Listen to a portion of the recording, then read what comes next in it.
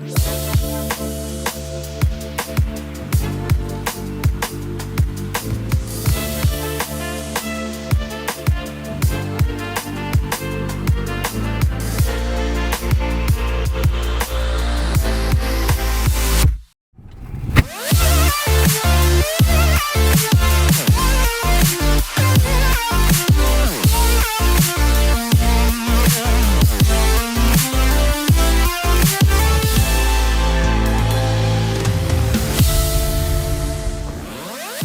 adalah Honda CR-V tahun 2015. Nah, buat kalian yang bingung, CR-V ini adalah CR-V generasi keempat yang versi faceliftnya. Jadi, CR-V yang masih dijual sekarang itu adalah CR-V generasi kelima. Jadi, CR-V yang ini adalah satu generasi sebelum CR-V yang sekarang. Dan yang bikin dia menarik, itu meskipun udah cukup lama, tapi tampangnya dari luar masih kelihatan modernnya. Jadi dia masih dapat juga aura mewahnya gitu kalau dilihat. Dan dari dalam itu juga masih berasa cukup mewah. Harganya ini udah jauh banget dibanding waktu pertama kali diperkenalin dulu. Jadi kalau CR-V yang sekarang itu harganya 600 jutaan, yang ini itu kalian bisa dapat di bawah 300 juta. Dan itu buat varian paling atasnya loh, alias varian Prestige. Nah, kita lagi nge-review CR-V ini di Karsam Experience Center. Buat yang belum pernah dengar, Karsam adalah platform jual beli mobil bekas online paling besar di Asia Tenggara. Jadi buat kalian yang mau cari-cari mobil bekas berkualitas, bisa cek ke website Karsam dan nanti langsung bikin janji, terus lihat unitnya di Karsam Experience Center.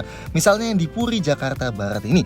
Dan bisa test drive juga loh. Kalau kalian mau cari langsung di sini juga bisa kok tuh, sambil konsultasi sama perwakilan Karsam yang ada di tempat. Nah, enaknya beli di Karsam ada 4 poin ini nih. Pertama, setiap mobil di sini pasti udah ngelewatin hasil inspeksi 175 titik yang luar biasa mendetail.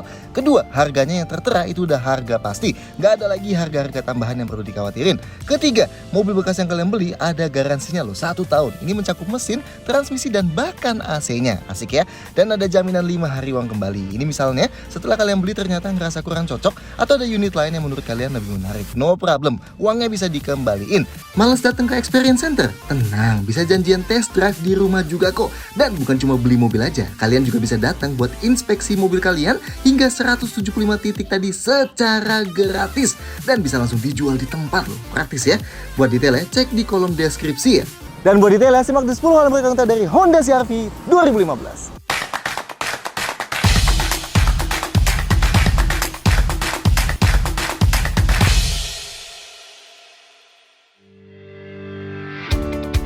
Satu, CR-V generasi keempat. Nah, buat kalian yang belum hafal CR-V yang mana-mana aja nih, kita jabarin sebentar ya. Ini generasi pertama yang lampu belakangnya masih pendek di pilar C aja. Ini disebutnya punya kode bodi RD1. Ini generasi kedua yang bentuknya sekilas mirip tapi punya lampu belakang yang jauh lebih panjang ya. Kode bodinya RD4. Ini generasi ketiga yang mulai membulat dan ini luar biasa populer di Indonesia.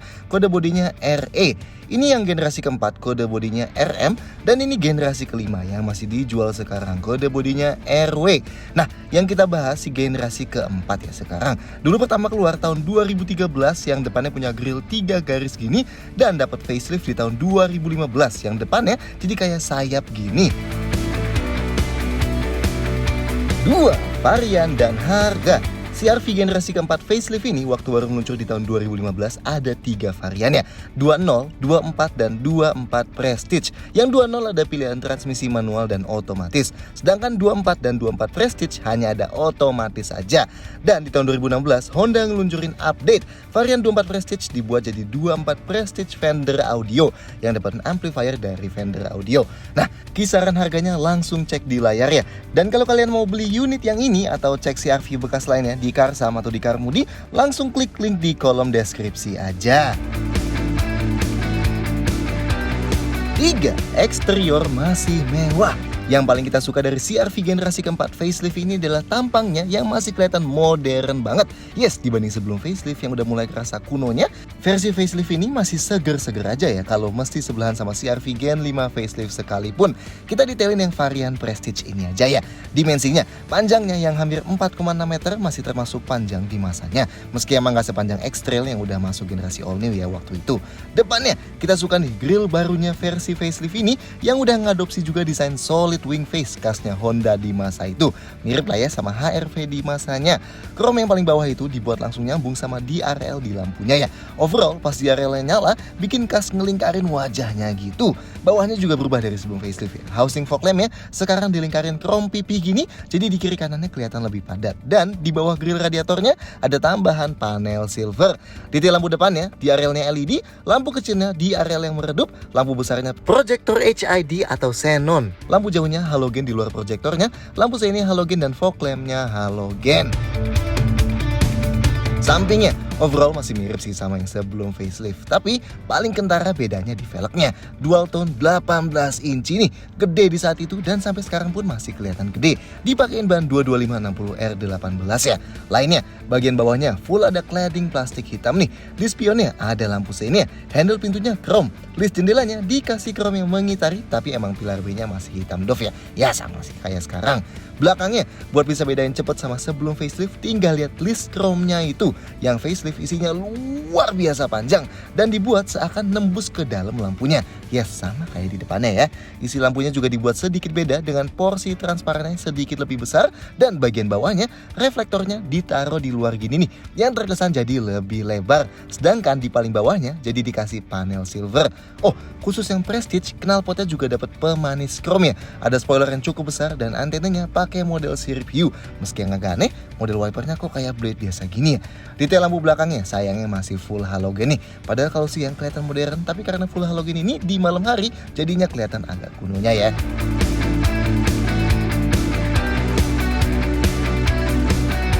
Tapi gimana? Overall masih oke lah ya desainnya CR-V yang ini. 4. Interior cukup mewah. Di dalam CR-V pun ini masih belum terlalu termakan waktu. Ya dibanding lihat BR-V baru yang harganya lebih mahal dibanding ini, tetap masih berasa lebih mewah di dalam CR-V inilah ya. Yang paling kelihatan nyeleneh jelas dua layar di tengahnya itulah ya. Sebenarnya di yang sebelum facelift yang diantara ventilasi AC itu cuma dipakai buat kontrol layar atasnya. Tapi di facelift ini sekarang dijadiin layar juga. Jadi kayak kepecah ada dua layar ya. Transmisinya dibuat kayak gantung di tengah yang udah jadi ciri khas CR-V generasi ketiga sampai sekarang. Desain instrumen klasernya juga meski simple, tapi kita suka soalnya ketiga dimensian banget. Dan setirnya selain udah dilapis kulit, overall desainnya juga kelihatan padat banget ya. Pemakaian bahannya emang gak semewah sekarang sih. Yang di tengah ini ada bahan empuknya yang ada jahitan-jahitannya ini. Dan ini memanjang dari kiri ke kanan. Tapi yang di paling atas ini masih plastik ya. Dan yang di kiri kanan transmisi ini meskipun kelihatan kayak ada bantalan, tapi ini juga hanya plastik aja. Panel kayunya oke sih, gelap-gelap ngasih kesan mewah gini. Sedangkan pintunya kita suka nih, bentuknya complicated banget, banyak lekukan tajamnya. Yang depan bagian paling atasnya masih dapat bahan soft touch ya. Yang di tengahnya ada lapisan kulitnya, baru deh tengah ke bawahnya plastik. Sedangkan pintu belakangnya nggak kelihatan seribet depannya, begitu juga bahannya. Yang sayangnya paling atasnya dia plastik aja. Tengahnya itu baru ada lapis kulitnya.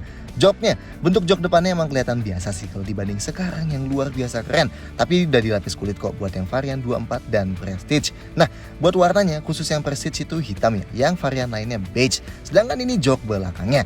Nah, buat yang lupa, CR-V generasi ini hanya tersedia dalam 5-seater aja. Sama kayak setiap kompetitornya, kecuali X-Trail baru yang ada jok baris ketiganya. Detail-detail lain, sun visornya yang sisi driver dapat card holder nih di luar. Dua-duanya ada kaca yang bisa ditutup buka, tapi nggak ada lampu di dalamnya ya. Pegangan tangan plafonnya di depan selain di sisi penumpang depan, yang driver ada juga. Yang belakang kanan ada gantungan bajunya, sedangkan yang kiri nggak ada. Depan dan belakangnya dapat seal tambahan gini ya, tapi dia plastik ya, no problem lah. Oh, dan di depan sebenarnya ada lampu biru mungil gini yang nerangin sisi transmisi kalau malam-malam. Tapi ya emang nggak kelihatan banget. Lampu kabin depan ada dua, halogen ya dua-duanya. Sedangkan yang belakang ada satu halogen juga. Spion tengahnya pakai model day and night manual alias kalau silau tinggal dicetekin. Dan penumpang belakang dapat ventilasi AC gini. Tapi pengaturan AC-nya ngikut dari yang depan. 5. Konfigurasi jok. Buat masuk ke depan, pintu depannya termasuk berat nih. Nice, ngasih kesan yang solid. Nampak ke dalamnya cukup tinggi ya, kayak medium SUV kebanyakan. Tetap nggak senyusahin SUV leather frame yang sampai butuh footstep segala. Nah, di dalam posisi duduk by defaultnya termasuk cukup tinggi. Tapi emang nggak kayak CR-V baru yang jarak dudukan ke lantainya udah cukup tinggi. Di sini masih agak rendah ya. Jadi sudut paha kita masih agak naik sedikit. Mirip di Wuling Almas lah kalau di mobil kekinian. Visibilitas ke depan oke, dan ini dashboardnya jauh banget ke depannya. Gede banget ya, ngasih kesan lega. Tapi emang ke sampingnya masih agak kehalangan spion ya visibilitasnya yang masih di pilar A. pengaturan joknya yang driver elektrik 8 arah. Nice, dan ada juga pengaturan lumbar elektrik 2 arahnya. Sedangkan yang penumpang depan manual slide dan recline aja. Headrestnya hanya bisa naik turun aja, nggak bisa maju mundur, tapi posisinya udah cukup maju nih. Jadi kepala kita nggak perlu ngedanga kalau nyetir sambil sandaran kepala. Ruang kepalanya masih aman, tapi emang nggak terlalu lega ya, karena kan dia kepotong sunroof gini nih. Sandaran tangan di tengah udah dilapis kulit jadi empuk, dan enaknya bisa digeser maju mundur ya. Jadi kita bisa sandarin tangan sambil pegang setir gini. Dan yang di pintu juga sandaran tangannya udah dilapis kulit jadi empuk juga. Seatbeltnya bisa diatur naik turun. Nice. Setirnya selain tilt bisa teleskopik juga ya, yang termasuk jauh dari dashboard nih. Jadi gampang buat nyari posisi yang lebih ergonomis. Sedangkan sandaran kaki kiri driver dapat gundukan dan pad plastiknya ya. Oke, sekarang kita ke belakang. Pintu belakangnya juga masih berat nih. Oke, dan yang asik bukaannya hampir 90 derajat. Jadi enak banget nih, luas buat masuknya. Dan enak juga kalau kalian mau keluar masukin child seat gitu. Nice. Oke, posisi duduk di belakang jelas lebih tinggi dibanding di depan. Nah, sudut paha kita sebenarnya masih agak naik sedikit ya. Jadi emang belum senyaman jok di CR-V yang baru. Tapi kalau kakinya diselonjorin maksimal ke depan, emang jadi nggak masalah. Nah, jok ini nggak bisa digeser maju mundur ya. Ruang kakinya emang udah termasuk luas. Dan ruang buat gerakin sepatu di bawah jok ini juga masih termasuk aman. Nice. Nah, headrestnya ini sebenarnya nggak bisa dinaik turunin. Bisanya ditambal gini aja kalau mau dilipat joknya. Yang tengah juga bisa dinaikinnya ke satu posisi aja. Nah, ruang kepalanya ini luar biasa lega ya. Mantap. Sudut sandaran joknya bisa diubah ke 2 posisi nih. Yang pertama, yang lebih tegak, ini aja sebenarnya udah cukup rileks sih. Dan yang kedua, sedikit lebih rebah. Nah, ini lebih pas kalau mau tidur pas lagi jalan jauh. Sandaran tangannya yang di pintu udah dilapis kulit jadi empuk. Yang di tengah ada armrest lipatnya, yang kiri kanannya empuk juga. Mantap. Oke, kalau mau duduk bertiga, napak ke tengahnya masih gampang ya. Kaki kita nggak terlalu melipet. Dan lantainya ini full rata. Jadi kaki kita tetap bisa di tengah gini aja. Ya kalau ke kiri kanan juga bisa sih kalau mau. Dudukan joknya sedikit lebih tinggi, tapi masih empuk banget. Nah, buat sandarannya ini baru lebih keras nih, karena ada armrestnya tadi ya.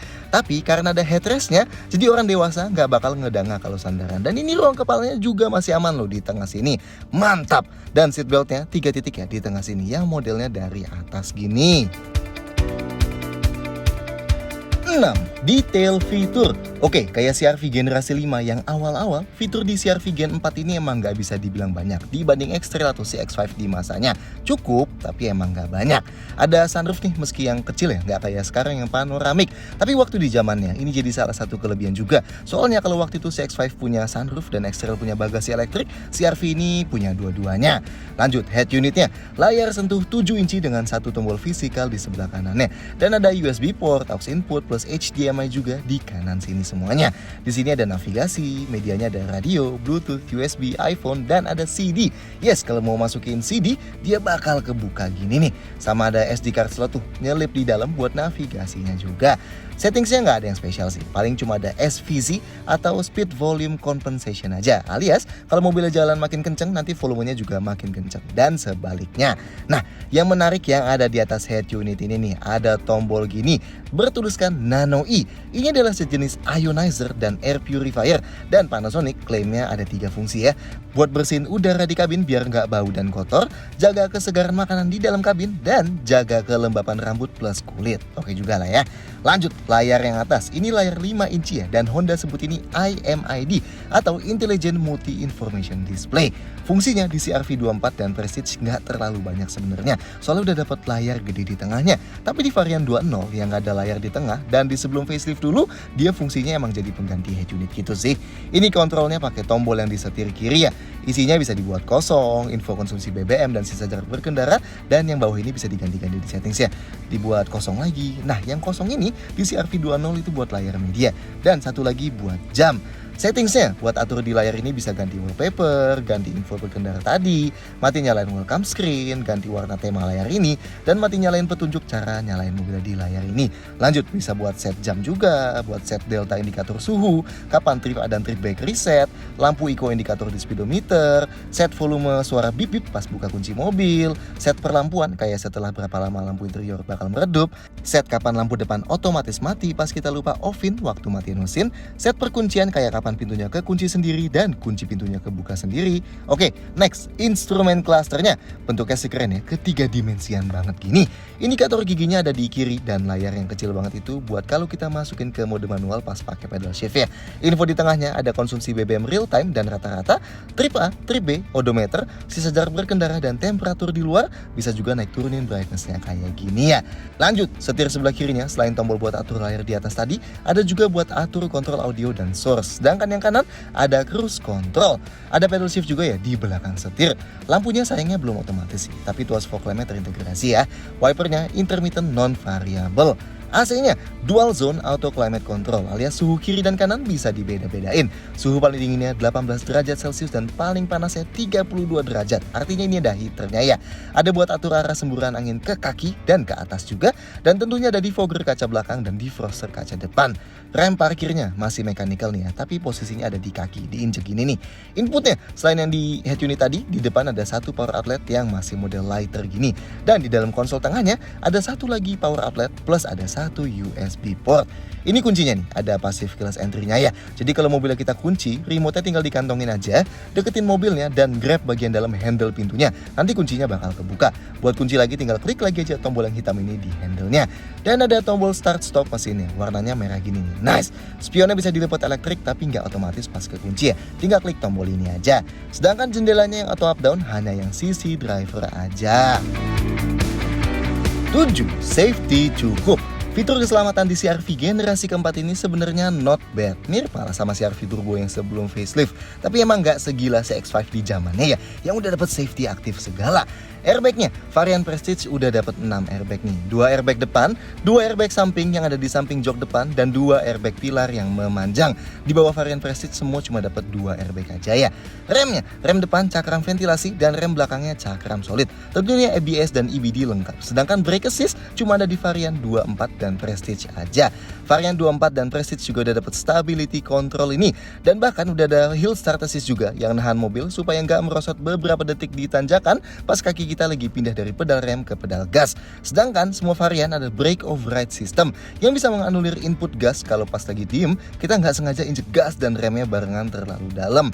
Semua varian ada kamera mundurnya nih. Yang uniknya dia ditampilin di layar atas ini. Meski sayangnya semua varian sama sekali gak ada sensor parkirnya ya.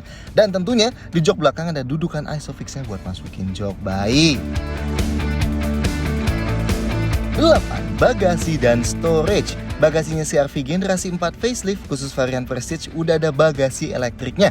Baru nih ya di yang facelift ini. Ini bisa kita buka pakai tombol di remote sini dan tentunya bisa buat nutupnya juga. Bisa juga pakai tombol di dalam sini dan udah nyambung sama sistem passive keyless entry-nya ya. Jadi kalau mobilnya kita kunci, remote-nya tinggal dikantongin aja, deketin mobilnya dan klik tombol, bukan yang di atas sini tapi di lubang sini nih, tombolnya yang panjang ya. Dan nanti bagasinya langsung kebuka. Dan ini kunci semua pintu lainnya juga ikutan kebuka ya. Nah, buat catatan, jenis bagasi elektriknya emang yang masih kayak model add-on gini. Makanya kelihatan kayak ada gundukan ya dengan bar tambahan dibanding di CR-V Turbo yang kedua bar hidrolisnya udah elektrik. Meski ini enaknya jadi kita bisa buka tutup manual kayak biasa tanpa ada resisten gitu ya, kayak power backdoor kekinian. Oke, ini bagasinya termasuk besar di kelasnya. Bibirnya hampir full mengotak, paling cuma sedikit menyempit di atas, tapi ini luar biasa lebarnya. Jadi buat masukin barang besar pun bakal gampang banget. Begitu juga bibirnya dari tanah termasuk cukup rendah buat sebuah SUV, jadi buat masukin barang berat angkatnya nggak terlalu PR. Nah, di dalam lantainya juga hampir rata sama bibirnya nih. Jadi kalau mau keluarin barang dari dalam tinggal diangkat sedikit aja.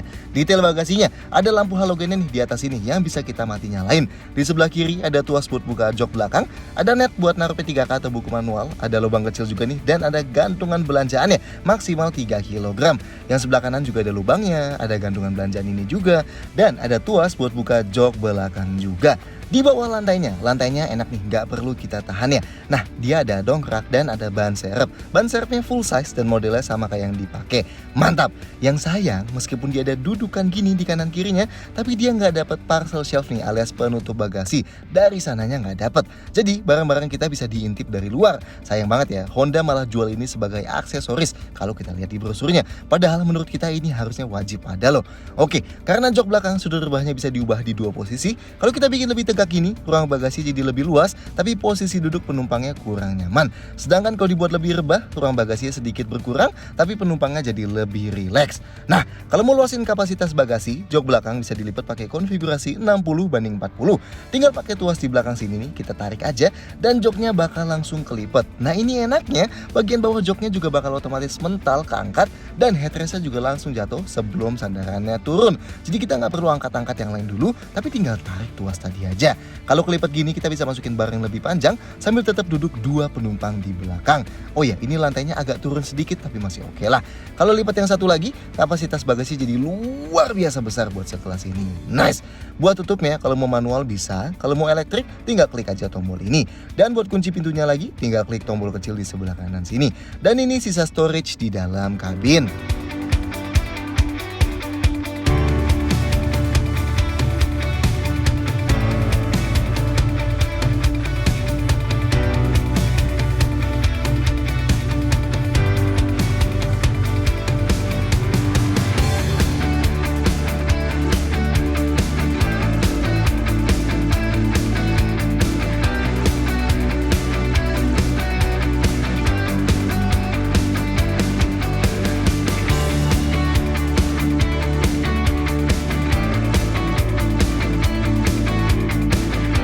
Sembilan, mesin dan transmisi. Nah, dibanding CR-V turbo sekarang yang pakai mesin berkapasitas kecil tapi dengan turbo, CR-V generasi sebelumnya ini masih ngendalin kapasitas besar ya, tanpa turbo tentunya. Varian 24 dan Prestige ini pakai mesin berkode K24A, kapasitasnya 2400 cc, tenaganya 188 HP atau 190 PS, dan torsinya 222 Nm.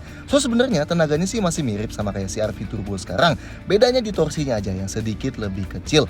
Sedangkan dibanding varian 2000 cc-nya dulu, beda tenaganya sekitar 30 HP dan beda torsinya juga sekitar 30 Nm. Transmisinya kalau yang baru sekarang pakai CVT, nah si CR-V 24 Prestige Gen 4 ini tetap pakai otomatis torque converter biasa ya, 5 percepatan kayak generasi sebelumnya. Oh, ada pedal shift juga ya yang bisa pindahin giginya secara manual. Tapi jangan lupa buat masukin ke S dulu karena kalau nggak dia nggak bisa dipakai. Dan tentunya ini penggerak roda depan. Oh, dari CR-V generasi ini juga udah mulai ada tombol Icon alias mode berkendara Eco buat ngepres starter mesin, transmisi, dan AC supaya outputnya jadi lebih rileks dan klaimnya bisa bikin lebih irit sampai sekitar 20%. 10. Detail-detail lain. Sama kayak semua CR-V di sini, kecuali yang Gen 1 awal-awal, CR-V generasi keempat ini juga tentunya dirakit lokal di pabrik Honda di Karawang ya. Nah, kalau buka kap bensin ya, ada tulisannya langsung tuh bensin yang bisa dipakai minimal oktan RON 91. Berarti di sini pakainya RON 92 ya, kayak Pertamax, Shell Super, BP92 dan sejenisnya. Buat pajaknya, varian 20 sekitar 5 juta sampai 5,8 jutaan, sedangkan varian 24 dan Prestige dari 5,5 jutaan sampai sekitar 7 juta, tergantung tahun berapa. Sekian menurut kalian soal Honda CR-V ini, silahkan sampaikan komentarnya di bawah, klik like, dan jangan lupa subscribe channel kami dengan video-video kayak gini. See you next time.